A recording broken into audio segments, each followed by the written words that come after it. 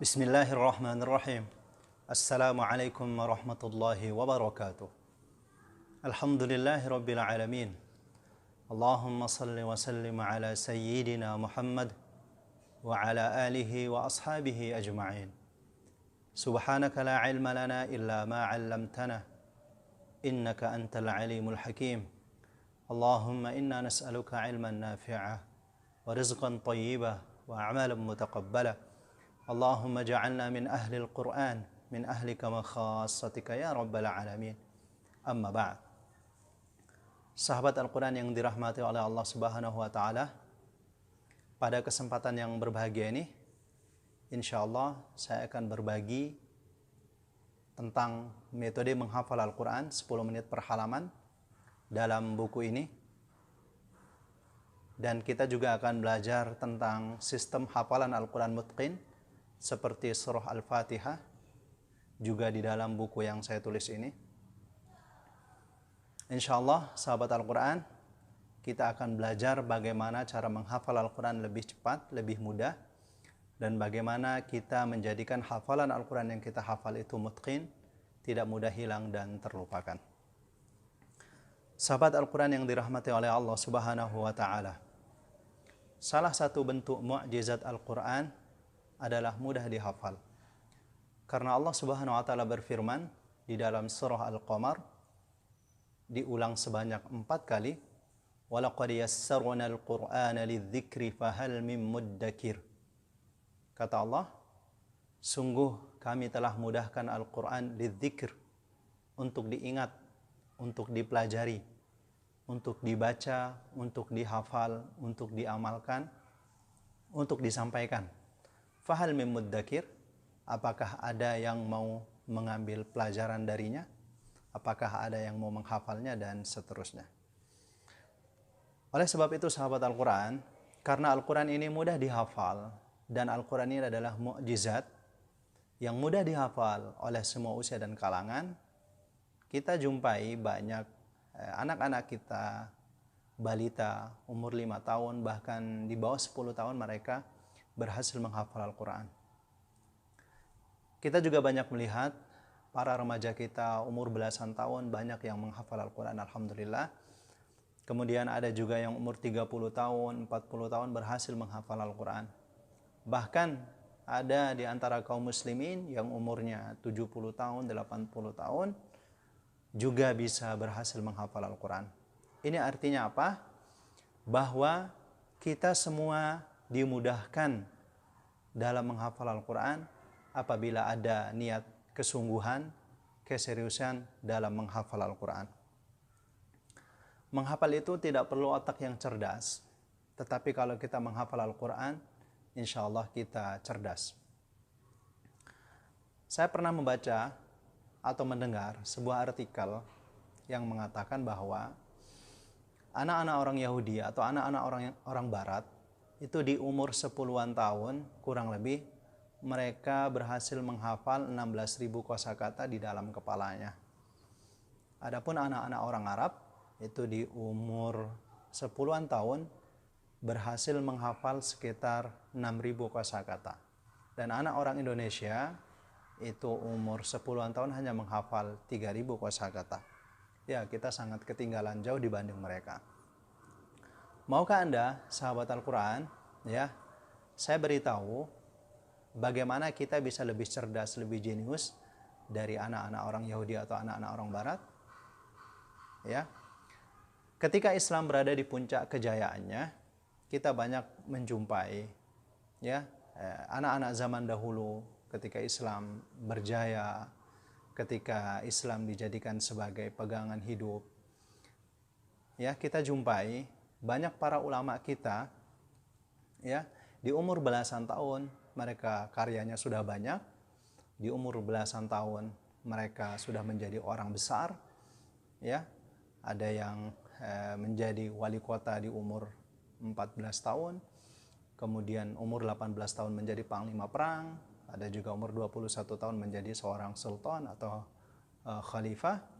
Ya, karena rahasianya mereka di umur 10-an tahun itu berhasil menghafal kurang lebih 77.000 kosakata. 77.000 kalimat. Apa yang mereka hafal? Yang mereka hafal adalah Al-Quran. Ya, di umur mereka yang masih 10-an tahun, otak mereka ya sudah menampung kurang lebih 77.000 kalimat atau 77.000 kosakata. Yang ini artinya kita akan lebih cerdas dan lebih jenius daripada anak-anak orang Barat atau anak-anak orang Yahudi sekarang ini.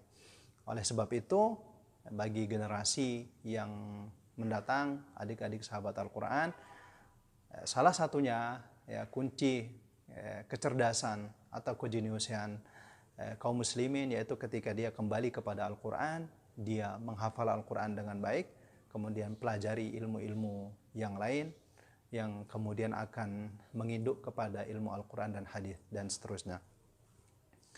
Sahabat Al-Quran yang dirahmati oleh Allah Subhanahu wa taala, idza sadaqal 'abdu ma'allah, sadaqallahu ma'ah. Jika Anda jujur kepada Allah, maka Allah juga akan jujur mewujudkan harapan Anda. Jika Anda jujur dalam menghafal Al-Quran, maka Allah pun juga akan jujur mewujudkan harapan Anda untuk menjadi seorang hafiz dan hafizah Al-Quran 30 juz mutqin. Kalau Anda serius menghafal Al-Quran, maka Allah juga akan serius menjadikan Anda seorang hafiz dan hafizah Al-Quran 30 juz mutqin. Intinya kita jujur sama Allah dalam menghafal Al-Quran, dan Allah juga akan jujur ya mewujudkan harapan kita untuk menjadi seorang hafiz dan hafiz Al-Quran insyaallah. Insyaallah pada kesempatan yang berbahagia ini sahabat Al-Quran, saya akan berbagi tentang metode menghafal Al-Quran 10 menit per halaman, yang alhamdulillah metode menghafal Al-Quran ini sudah banyak diajarkan di lembaga-lembaga, kemudian di ma'had-ma'had, di kampus di seluruh Indonesia, kira-kira dari tahun 2014. Kemudian disampaikan juga di Malaysia, di banyak tempat dan banyak ma'had ataupun kampus, dan juga pernah disampaikan di Thailand, pernah juga disampaikan di kota Mekah 2 kali. Nah, pada kesempatan yang berbahagia ini, mudah-mudahan sahabat Al-Quran kita bisa belajar bersama tentang metode menghafal Al-Quran 10 menit per halaman ini. Kemudian, bukan hanya kita ingin mempelajari bagaimana cara menghafal Al-Quran cepat, ya, bagaimana cara menghafal Al-Quran mudah. Yang kebanyakan, ya, ada salah seorang yang mengatakan bahwa Ustadz, saya itu menghafal Al-Qurannya cepat, tapi yang jadi masalah cepat juga hilangnya. Ada juga yang mengatakan, Ustadz, saya itu menghafal Al-Quran lama banget, tapi begitu hafal, langsung hilang. Saya kira tidak ada yang tidak menghafal Al-Quran, tapi hafalannya hilang. Oke, di sini saya bukan hanya ingin berbagi bagaimana cara menghafal Al-Quran cepat, cara menghafal Al-Quran mudah, tapi hafalan Al-Qurannya cepat juga hilang atau mudah juga hilang. Tapi saya ingin berbagi ya bagaimana sistem hafalan Al-Quran yang sudah kita hafal itu tidak mudah hilang dan terlupakan. Atau di dalam buku yang saya tulis ini, ya, sistem hafalan Al-Quran mutqin seperti surat Al-Fatihah, atau bagaimana kita menjadikan hafalan Al-Quran kita 30 juz mutqin insyaallah seperti surat Al-Fatihah. Ya. Dalam sistem buku ini kita akan mengetahui bagaimana ciri-ciri hafalan Al-Quran yang mutqin itu. Di lembaga kami sendiri yaitu Al-Quran Kreatif Internasional, metode 10 menit per halaman ini kita terapkan insyaallah dengan baik. Kemudian sistem hafalan Al-Quran mutqin seperti surat Al-Fatihah ini juga kita terapkan. Nah, begitu seorang santri atau seorang peserta berhasil menyelesaikan hafalan Al-Qurannya 1 juz, maka dia akan diuji dalam bentuk sistem hafalan Al-Quran. Ujian yang pertama tahapnya yaitu ujian sholat. 1 juz harus habis dalam 4 rakaat. Artinya kita sholat sunnah 4 rakaat yaitu 2 rakaat 2 rakaat. Rakaat yang pertama setelah baca Al-Fatihah kita membaca 5 halaman. 5 halaman pertama di juz tersebut. Kemudian di rakaat yang kedua setelah baca Al-Fatihah kita baca 5 halaman yang kedua di juz tersebut. Kemudian kita salam, kita sholat lagi 2 rakaat. Nanti rakaat yang pertama kita baca setelah surah Al-Fatihah 5 halaman yang ketiga. kemudian nanti rakaat yang berikutnya kita baca 5 halaman terakhir dari juz tersebut. Nah, begitu selesai ujian sholat 3 tahap ini, ya, itu baru tahap yang pertama tadi. Tahap yang kedua yaitu 1 juz harus habis dalam 2 rakaat. Rakaat yang pertama harus habis setengah juz setelah selesai membaca surah Al-Fatihah. Nanti rakaat yang kedua juga setengah juz berikutnya setelah membaca surah Al-Fatihah. Nah, tahap yang ketiga, 1 juz harus habis dalam 1 rakaat. Misalnya dia sholat sunnah 2 rakaat, rakaat pertama harus habis 1 juz setelah baca surah Al-Fatihah. Nanti rakaat yang kedua bisa membaca surat pendek, surat pilihan seperti Al-Ikhlas, misalnya Al-Kautsar, Al-Asr, atau surat apa saja. Bahkan juga ada sebagian santri atau peserta yang di rakaat keduanya malah membaca 1 juz lagi. Jadi 1 kali berdiri, rakaat pertama 1 juz, di rakaat kedua 1 juz, seperti itu. Nah, setelah menyelesaikan tahap ujian pertama dalam ujian sholat, kita akan mengetahui bagaimana bentuk mutqin hafalan Al-Qur'annya.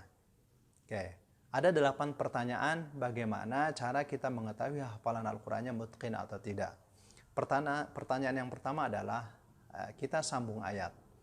Misalnya Ustadz menanyakan potongan ayat, nanti disambung. Misalnya, di juz 1, sambung ayat ini misalnya. A'udzu billahi minasy syaithanir rajim. Walan tarda 'ankal yahud walan nasara hatta tattabi'a millatahum. Silahkan sambung. Ini biasa ujian-ujian seperti ini dalam musabaqah hifdzul Quran juga ditanyakan. Itu saya kira pertanyaan yang mudah, sambung ayat. Pertanyaan yang kedua yaitu seorang guru pembimbing Al-Quran atau seorang musyrif membacakan potongan ayat tertentu. Misalnya di juz 1, wattaba'u ma tatlu syayatinu ala mulki Sulaiman. Ditanya, apakah Anda tahu ayat ini? Saya tahu. Pertanyaannya adalah sebutkan 5 ayat sebelum ayat itu atau sebutkan 5 ayat setelah ayat itu. Itu pertanyaan yang kedua. Pertanyaan yang ketiga adalah baca mundur dari bawah ke atas terbalik. Kalau misalnya kita menghafal surah Al-Mulk dari ayat 1 sampai ayat 30, dalam sistem ini yang diujikan, coba Anda bisa baca dari ayat 30 sampai ayat 1. Atau nanti dibacakan ayat tertentu oleh ustadz atau ustadzahnya, kemudian peserta diminta untuk membaca beberapa ayat. Untuk menguji hafalan Al-Qur'annya bisa membaca mundur atau terbalik seperti itu. Pertanyaan yang keempat, kosakata.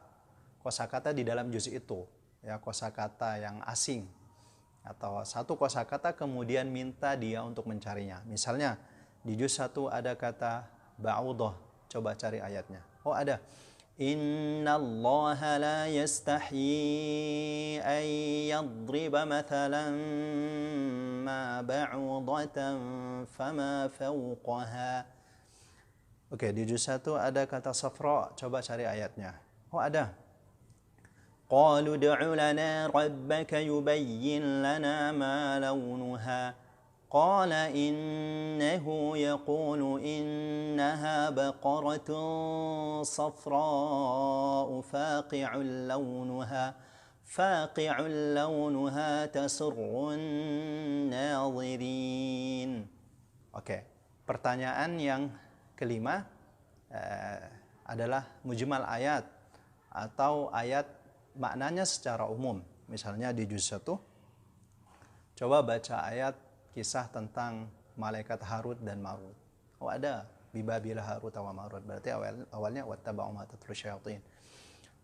Di juz 1 ada kisah tentang Nabi Musa dan Bani Israel ketika diperintah oleh Allah untuk menyembelih sapi. Ada, dan seterusnya seperti itu. Makna umum ayat. Pertanyaan yang keenam adalah pertanyaan halaman. Misalnya coba baca halaman ke-20, ayat yang paling bawah. Setelah dapat, coba maju 5 halaman, ayat paling atas. Kemudian seterusnya, tanya halaman, baik halaman juz ataupun halaman Al-Quran. Oke, sahabat Al-Quran, untuk menghafal halaman Al-Quran atau halaman juz itu sangat mudah. Kuncinya, satu juz Al-Quran, Al-Quran standar, untuk hafalan itu jumlahnya 20 halaman. Saya kasih contoh, misalnya cara mudah menghafal halaman Al-Quran atau halaman juz. Misalnya, juz 1 itu dimulai dari halaman kedua. Tentunya setelah surah Al-Fatihah, nanti awal juz pertama, yaitu surah Al-Baqarah. Oke, awal surah Al-Baqarah. Oke, coba 20 halaman. Oke, berarti nanti di halaman pertama juz 2 itu di halaman ke-22. Oke, berarti halaman pertama juz 3 itu di halaman 42. Tambahkan 20. Berarti halaman pertama juz 4 itu 62, nanti halaman pertama juz 5 82 dan seterusnya seperti itu. Ya. Kalau Anda ingin mengetahui halaman pertama awal juz, itu tinggal tambahkan 20 halaman daripada juz sebelumnya. Itu adalah jumlah halaman Al-Qur'an. Kalau Anda ingin mengetahui halaman juz, itu sangat mudah. Kuncinya Anda harus menghafal dulu halaman pertama juz tersebut, kemudian nanti Anda mulai menghitung dari situ, ya, hafalan Anda sudah berada di halaman keberapa. Itu sangat mudah, ya. Karena satu juz itu terdiri dari 20 halaman. Oke. Kurang lebih seperti itu. Kemudian pertanyaan yang ketujuh dalam ujian sistem hafalan Al-Quran ini adalah pertanyaan tentang berapa jumlah ayat dalam halaman tertentu. Misalnya peserta diminta, coba sebutkan halaman 45, berapa jumlah ayatnya? Oke, nanti minta mereka tebak atau minta mereka menghitungnya. Setelah itu buka halaman 50. Ya, halaman 50. Coba sebutkan berapa jumlah ayatnya dan seterusnya. Pertanyaan yang terakhir atau pertanyaan yang ke-8 adalah sebutkan kata terakhir setiap ayat dalam halaman tertentu. Kalau kita ketahui awal ayat itu biasa ya ayyuhalladzina amanu innalladzina kafaru fa'ammal ladzina amanu dan seperti itu seterusnya. Adapun kalau akhir biasanya alim, basir, mubin atau khabira, ma'aba, mataba dan seterusnya. Nah, ini yang diminta kata terakhir setiap ayat. Nah, ini 8 bentuk ujian lisan pertanyaan untuk membuktikan bahwa sistem hafalan Al-Qur'an yang mutqin berdasarkan sistem ini.